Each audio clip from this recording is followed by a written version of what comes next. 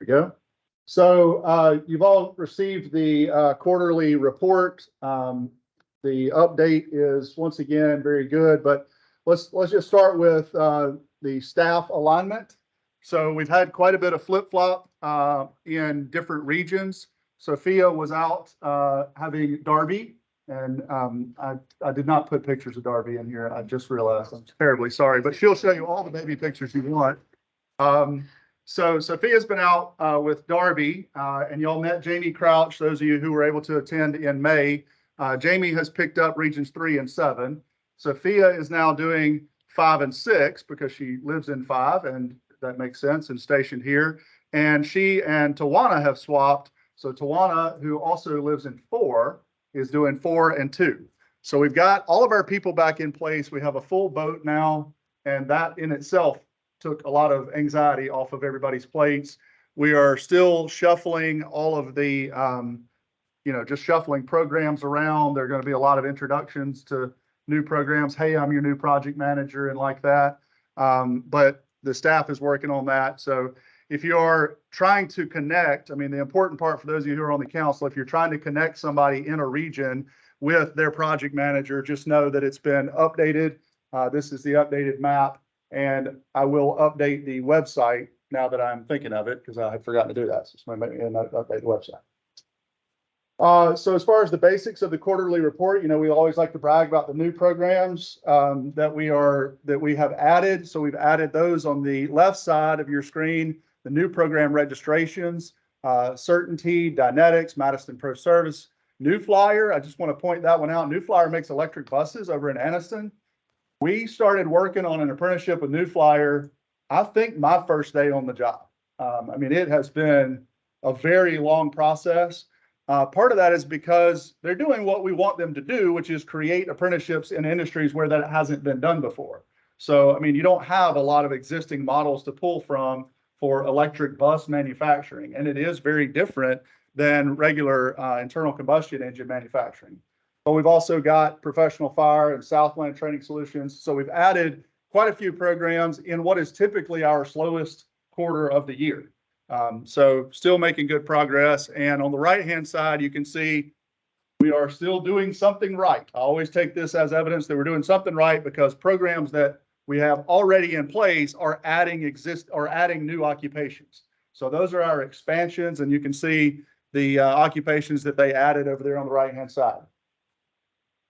This graph I've shown you before is representing the number of new apprentices added.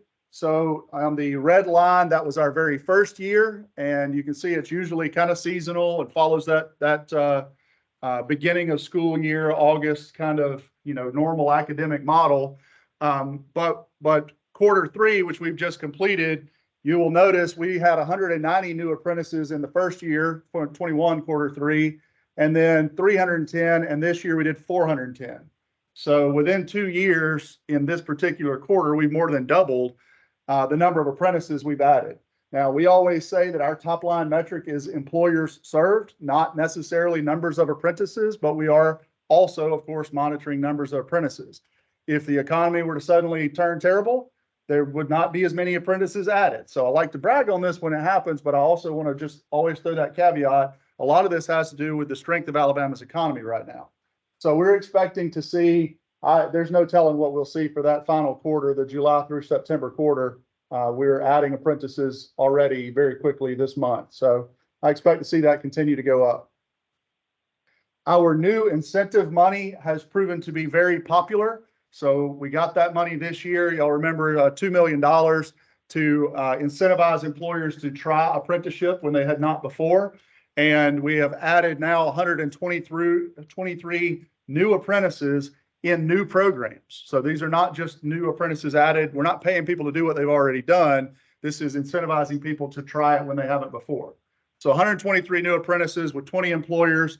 We have spent down roughly $600,000 or encumbered roughly $600,000 out of the $2 million. We will not spend the entire $2 million because we didn't get to start writing the contracts until really about February of this year because of having to create the process by which people could apply and employers could get their contracts. We're doing 18 different occupations, and the number that I am the most proud of on this page is the bottom one. Those new occupations that we have added are averaging 1968 an hour. That's strong. So these are people who did not have a skill set, maybe had a job, maybe didn't, who knows, but they're starting their new career at $19.68 an hour. That is much, much higher than the national average for new apprentices. And that's because we use Alabama's process of in-demand, the 5-star process for in-demand occupations. And we don't just add every single thing that could possibly be an apprenticeship. We don't do hotel maids, right? So other states sometimes do, and that drags them down. The tax credit, we've got a little bit of an update on that. It's past application season, so this number probably won't change for fiscal or tax year 22, but we had 36 employers, about $260,000 in claims, 209 apprentices. One thing that changed in the legislature this year, a different bill that really didn't have anything to do with us, established some funding for short-term credentials through the community college system. And one of the things they wanted to do was ensure where that money was going to come from. So in that bill, they're sunsetting our tax credit 1 year early. So we were originally slated for our existing tax credit to run through the end of 25. Now it's slated to sunset at the end of 24. Although in the past week, we've already had some representatives, or actually Senator Orr was asking questions about tax credit laws from other states.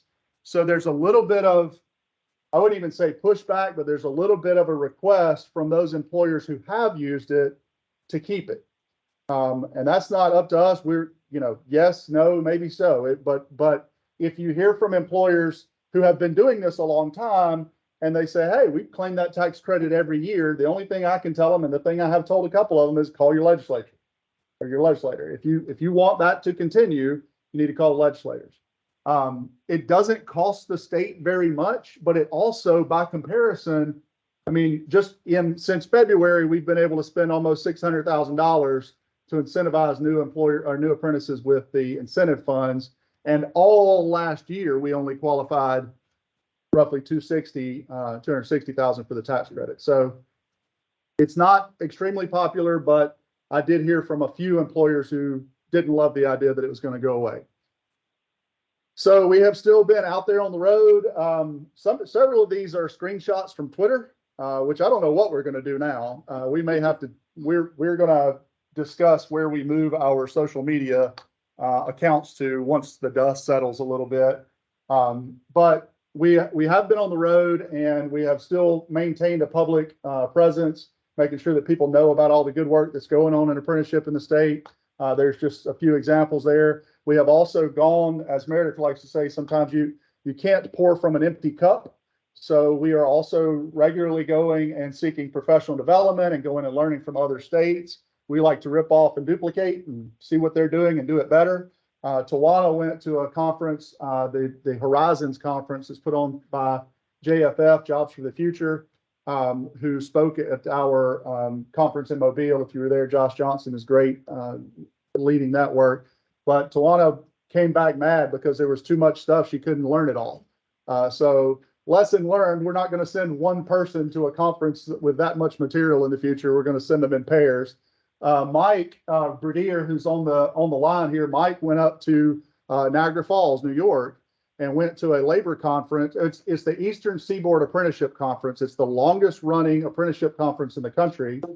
It's been going on forever. It's mostly labor organizations, but we have labor organizations, and we want to learn about how other states are supporting them and enhancing their programs. So Mike went up there and had a good time and learned a lot from them. And then you also see there some screenshots about the teacher apprenticeship model. So we're still actively developing that. We just had a check-in meeting on that this week. It's on time and on target, and I love that. We're I think 2 or 3 days ahead of the schedule. But we will launch that in fall of 24. That does not launch this fall.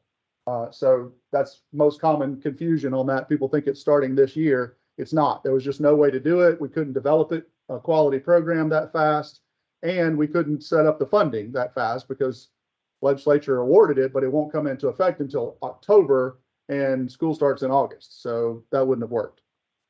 But that program is going great. We will not have the largest teacher apprenticeship program in the nation. we will have the best teacher apprenticeship program in the nation.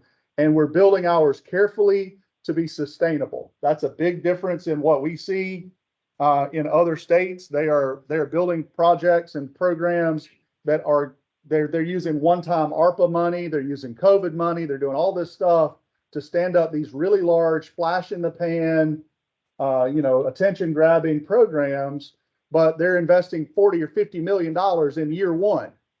And what you going to do for year 3 or 4? How are you going to sustain that? So we're being a lot more judicious in our development and working closely with the State Department to get that built out, to have a really great program. Ours is targeted for people who are already paraprofessionals or teachers' aides. So we know that these people are committed to education. We already know them in the school system. That's going to be one of the key factors there, is we expect to have really high retention rates because these are already people who are involved in the education system, and they have to be recommended by their current employer to get into this program. So really strong stuff there. And then last, we've also been working closely with Fitzgerald Washington from the Secretary of Labor for Alabama. Gone to a couple of events for him. Went to one in DC recently. It's called SIG, the Secretary's Innovation Group, and it was all of the Republican secretaries of labor from around the country, plus a bunch of their representatives. Brandon Harden from Alabama DHR also attends. And so it was a really, really good group discussing policy issues at the national level and common challenges among states. I brought home several things that I think are going to help us as we try to navigate, the tie-in between workforce development in the Department of Commerce and the development of serving employers, plus the aspect that the Department of Labor deals with, which is the user end, which is the job seekers. So a lot of good work going on in that field. And then in May, those of you who were able to make it, I'm sure you would agree, the May conference that we held, we called it AOA Fuel 23, was outstanding, if I do say so myself. Everybody that came, I mean, we got nothing but positive reviews, except for how loud the waiters were on the one day when Nick was trying to talk. They were banging plates. It was crazy. But other than that, we got extremely positive reviews. The governor came and gave her comments, and Secretary Canfield gave out the awards to the winners. It really, really was excellent conference. We are looking to host this year in April in Birmingham because we want to try to move it around. But I will tell you, it's hard to find quality meeting space in this state that can host that kind of event. We had over 400 people attend in Mobile. I expect if we do this again this year, we'll have similar sized crowds. That leaves you really 2 options, or 3 options total. You've got Mobile where we were, you've got Montgomery Renaissance, or you've got BJCC or Galleria in Birmingham. That's it. Those are your 4 choices for the state, because other places may be able to host single day events that large, but they don't have breakout rooms and they don't have places where we could host all that other content that really was the quality, the meat and potatoes of the event. So we're working on that right now. Applications are open. Please, please, please help us spread the word that we need quality applications. We have reconfigured the system a little bit. Hey, the Hotel Washington wasn't on your list, is it? Hotel Washington? Where's that?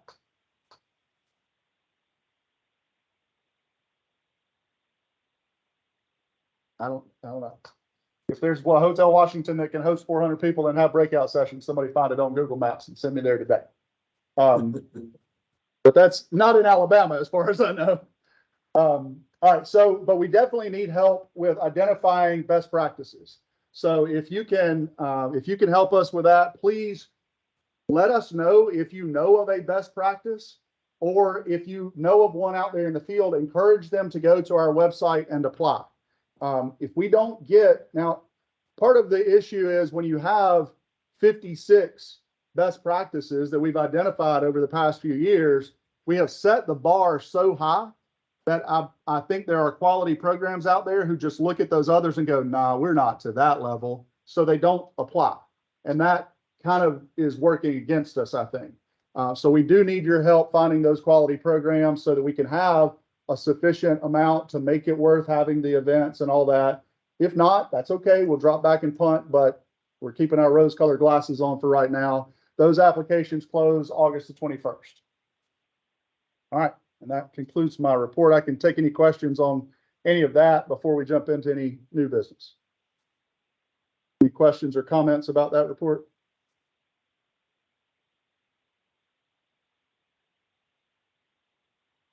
Cool. So under new business, we've got the first one, the policy requiring legal name for official records. So do you want to give an explanation for that? Please. So you all should have received a draft copy of that that memo, and this is really basic and seems like a no-brainer. But the point of it is, we had an apprentice who started their apprenticeship named one thing, and then by the time they got to their end of their apprenticeship, they went by a completely different name, and they wanted us to print that completely different name on their completion certificate, although they did not have a legal name change. And it was, I mean, it wasn't like Josh wanted to be called Joshua. It was Bob wanted to be called Susan. So it was, you know, totally different for us. And then as we started talking about that, that would wreak havoc with us trying to track. All right, when somebody calls us, we have to be able to provide records for them and give them a new apprenticeship certificate and all that. But even more, we also have to get data back from our employers when we're giving them money to incentivize new apprentices. And we need to be able to see Mary Kate was incentivized. She started working there. Now we're going to ask you 1 year later, does Mary Kate still work there? And if we don't have consistent, at least names on these certificates, we would have no chance of finding these. So it seems like a no-brainer, but it actually does. It has come up a few times, and it does matter to us. So what I'm asking for, I've put that policy out there for you all to review. There's no date or anything on it right now because I haven't published it yet. I'm asking for a vote of support for such a policy. That's what we typically do, because this is an advisory council, so you don't vote yes or no to implement a policy. You vote support or not, whether you're in favor of a particular policy. So that's what I'm asking for. I make a motion. Got a motion. Is there a second? Second, Daniel Flippo. Just a Discussion? voice vote. Any discussion for the vote? Okay, seeing none. All those in favor say aye. Aye. Aye. All those opposed, no. Cool. All right, it passes. The next item on the agenda is not a vote. It's discussion of the training repayment agreement provisions. So these things are commonly referred to as traps. I can get my mouse over there. All right. I will warn you ahead of time. If you think I'm normally fired up about something, this is a whole different level. So about, I guess, 6 weeks ago now, an apprentice brought a document to their community college where they were working on an apprenticeship in nursing. And they asked their advisor, like, should I be signing this? And it was a document that their employer had given them. And now that I looked these up and kind of studied this a little bit, it's what's commonly referred to as a training repayment agreement provision. And what it essentially does is establish a loan. So in this particular case, it established a loan from the employer to the apprentice, in this case for $11,000. And that $11,000 was the hypothetical value of the training that was being provided to the apprentice. When pressed, the employer could not give us an explanation of how they arrived at the $11,000 dollar amount, but they did indicate that it included the person's wages, as well as the cost of their tuition, if there was any, plus some sort of arbitrary number about the time of the journey worker. It was very nebulous, and in no uncertain terms, it was an arbitrary amount. Every apprentice was being asked to sign this. And it establishes a loan with that apprentice. And then in the terms of the agreement, it says, if you quit or get fired, that's critical, not just quit, but if you quit or get fired within 12 months of going to work for us after you complete your apprenticeship, you owe us this $11,000. If you go to work for another healthcare facility, you owe us the $11,000 plus 25% liquidated damages. Now, remember, I could fire you, but according to this, you can't go take another job at a healthcare facility, or you owe me $11,000 plus 25%.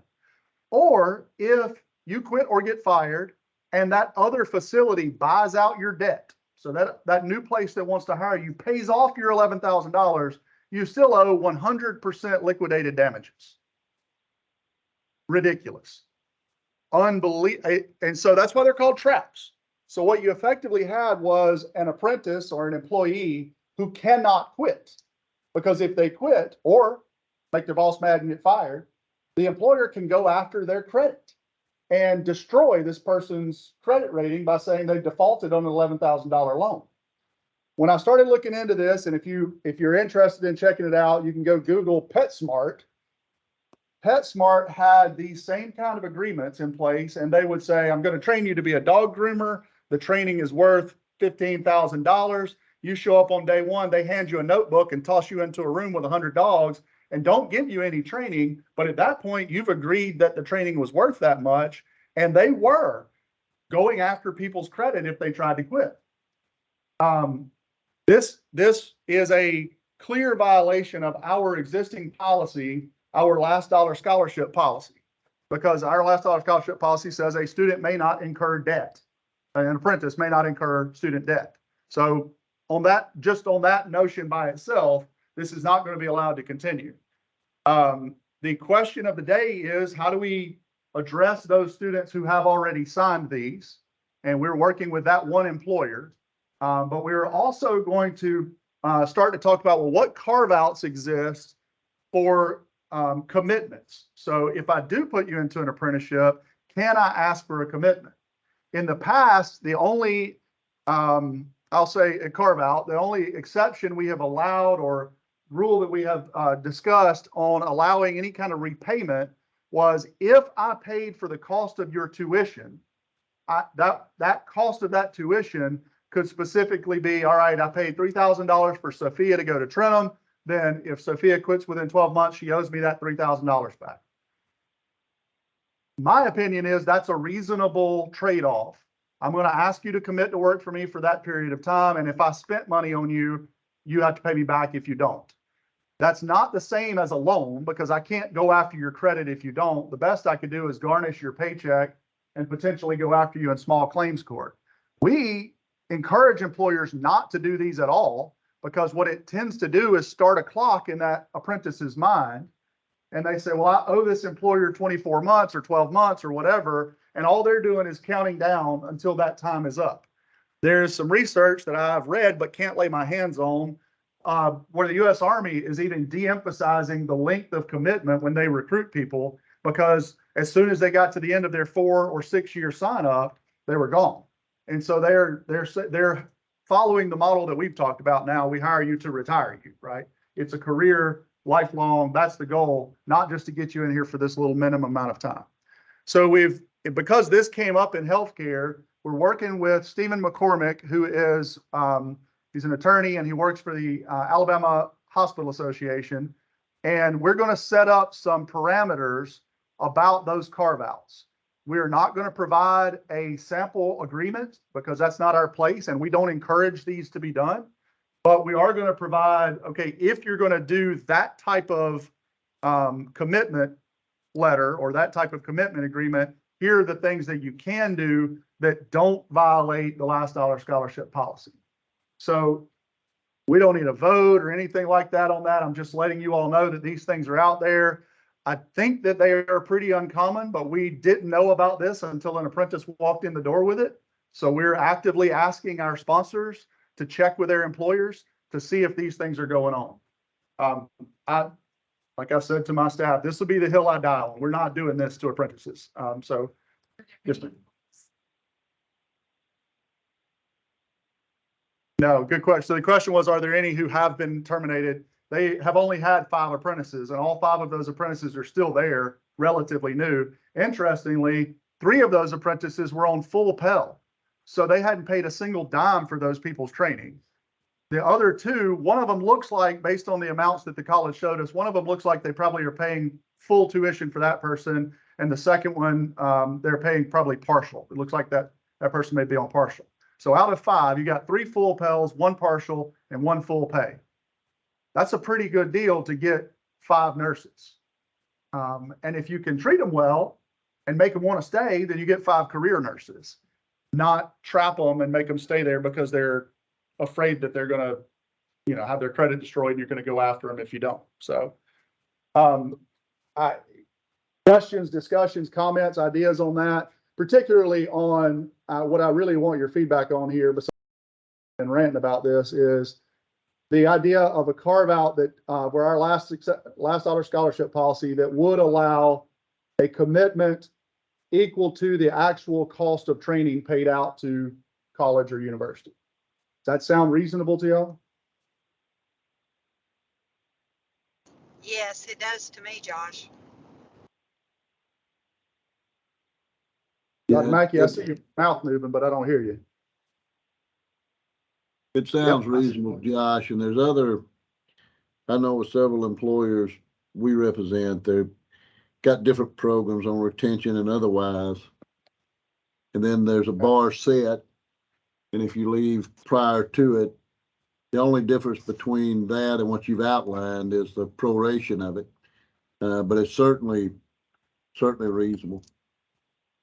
So that's a good point. So you're saying that some of the ones you've seen have prorated. So if you work for me for 6 months, then you only owe me half of it back? Correct. Okay. That seems like a good add that we could put in.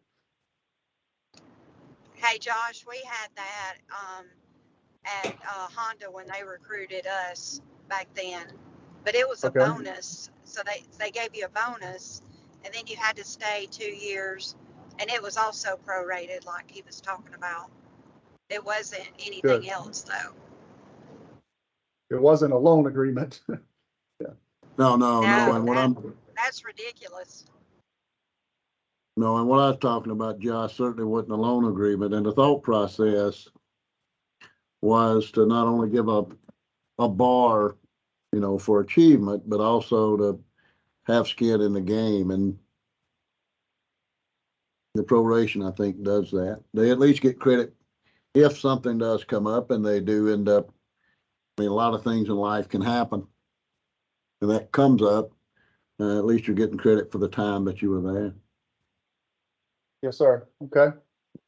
I'll take that recommendation under advisement. I like that one.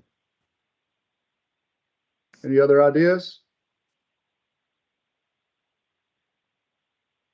All right. Well, we have within the next few days, I expect to be hearing back from that employer about whether they are going to continue to try to pursue this or whether they're going to drop it or what. So I can keep you all updated on that, just so you know how it turns out. But it's not going to happen. So however that shakes out, that's how it's going to go. All right. All right, so next up, we've got a discussion of the bylaws change to modify a potential meeting schedule. All right, so we have 2 items for discussion here. The first is about attendance. So that's why you saw us kind of at the beginning of the meeting debating whether we had a quorum or not. Currently, our bylaws call for in-person attendance. And that's what it says. The only people that can vote are people who are in person. Well, that's written in 2019. That's not the same anymore. So what I've on the top there is what it currently says. On the bottom is what I'm proposing, and it would be a change to, and I just cited the law that Mary Kate found for us, where they do allow to have virtual, or they say electronic meetings, and you can still be counted as attending if you're attending online. The only caveat there is to have that meeting, you still have to have a physical meeting so that if members of the public want to attend, they can. And you have to have 3 members of the committee or council or whatever it is physically present. So according to that rule today, we would not meet it. Now, these can be voting or ex officio members. Doesn't all have to be voting members. Y'all know we've got quite a few, like Senator Reed and all of them, that there are ex officio members. But that's the proposal, that we adopt this change to the bylaws, and I would welcome any discussion or questions about that. Josh, Right it's now, Daniel. yeah, go ahead. Daniel Flippo here. I appreciate the change, and as I told you when I got on today, I had a meeting here in Birmingham. I certainly, or frankly, couldn't get out of, but it was in the morning, so I'd been no way I could have traveled to Montgomery today. So this would help me in a lot of cases, and frankly, it is the new way we're doing business throughout not only the state but the country.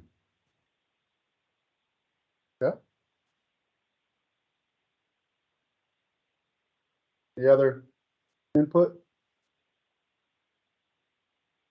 Dr. Mackey, we still don't hear you.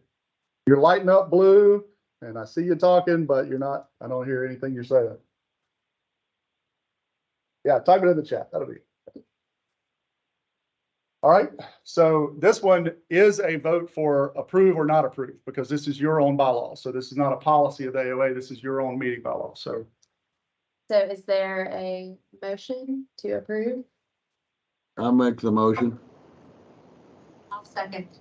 Okay, we've got a motion and a second. Everybody in favor, say aye. Aye. Aye. Aye. All opposed, no. excellent. Motion passes. All right. Next up on the agenda, we have information about the next upcoming meeting. Now, one more Oh. bylaw change. Yeah.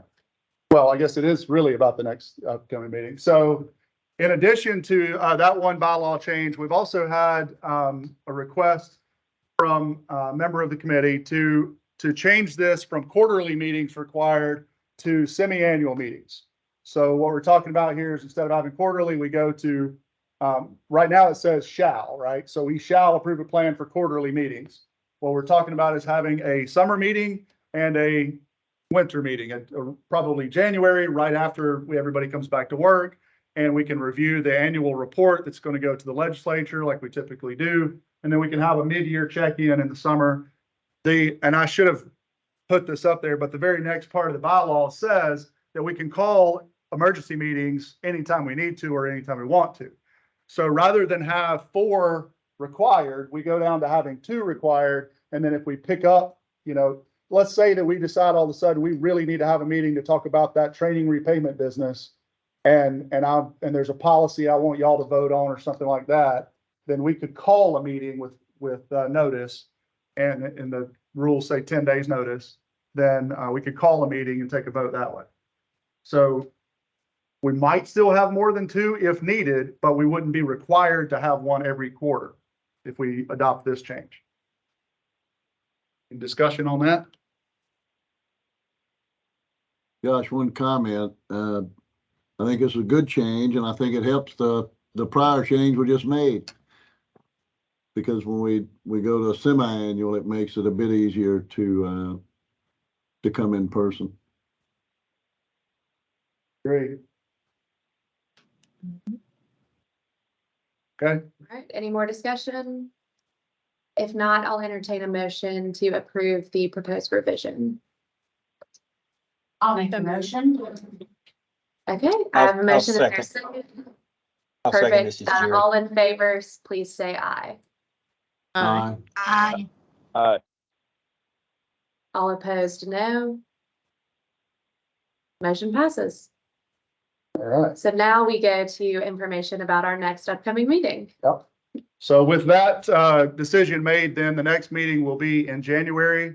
We will look at the calendar, once we get a little closer to that, and make a determination about the exact date. But we will have an in-person. We'll do it hybrid like this again, now that we have the ability to technically do that.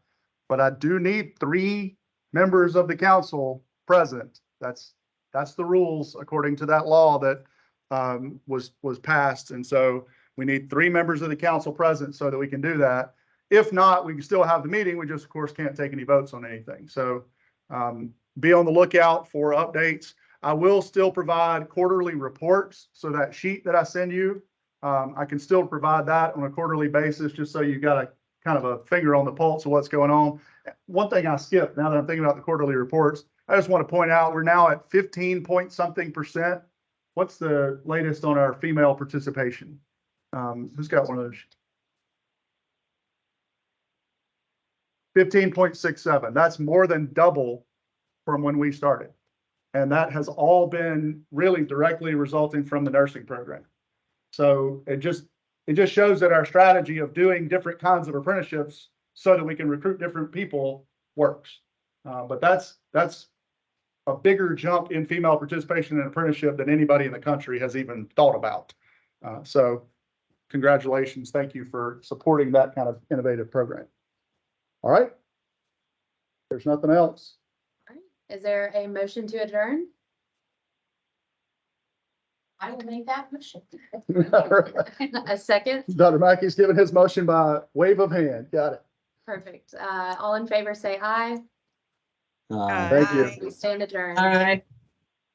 Y'all have a great Thanks, day. guys. You, Thank you. you too.